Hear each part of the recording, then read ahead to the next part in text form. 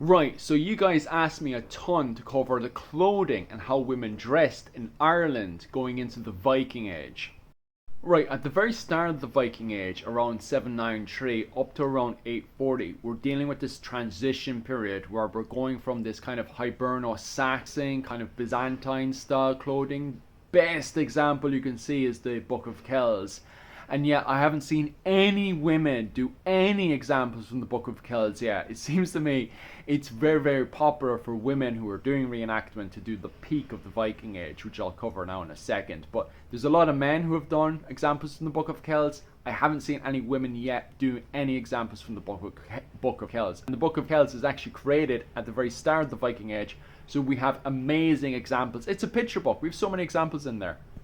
Right, so from 840 onwards, Hiberno-Scandinavian fashion comes in from Dublin, all the city areas, comes into Ireland, and then starts to take over and dominate the fashion in Ireland. So first and foremost, women, put on your under tunic before you put on anything else, because you don't want to have that itchy over tunic.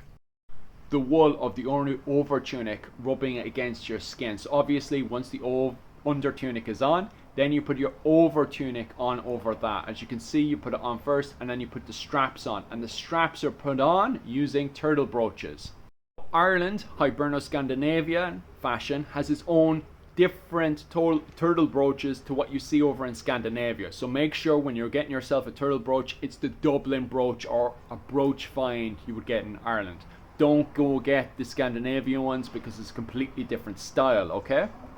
Then on top of that again, instead of having like any weird furs or anything like that to keep yourself warm, what you want to do is get yourself a cloak. Now this is the great kilt example. This is where she puts the cloak on and then kilts it up. Kilting is a style of kind of tucking it up. She's basically tucking up there, and when she tucks it up, that's called kilting up, and so that's kilting, and this is called a great kilt, and this is the great kilt style. Okay, so it's just a large cloak that she's gotten and she's kilted up, right?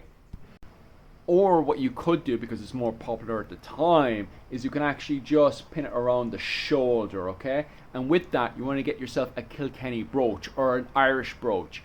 Many, you want to base it off archaeological finds in Ireland, not off in Scandinavia or anything.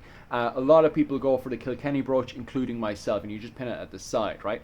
Also, another thing to do as well, which I've done, is you can fringe the sides of it as well, which really helps with the rain, okay? Last but not least, we also have shoe finds. You can go for the most popular one, the Jorvik finds over in York, but most people can also look at archaeological finds as well. And don't forget, I also forgot the headscarf. Headscarf for women who are married, no headscarf for unmarried women. Simple. See